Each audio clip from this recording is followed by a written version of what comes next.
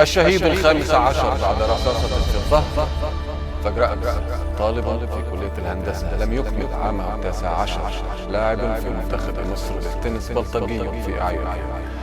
لكن طلاب مصر يعودون بقوة إلى محمد مصطفى، الطالب في كلية الهندسة في جامعة عين شمس ثم في الجامعة الألمانية في القاهرة، لاعب منتخب مصر للتنس الذي صعدت روحه إلى بريئها قبل ساعات قليلة في مستشفى الهلال بعد محاولات حثيثة لإنقاذه.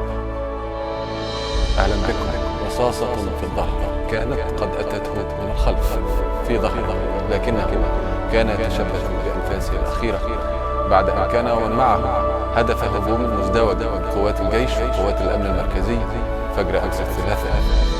هذا الشريط الذي يسجل تلك اللحظات ويوثق دماء الشهادة على الأسفلت. لا إله إلا الله، إنا لله وإنا إليه راجعون. في جنة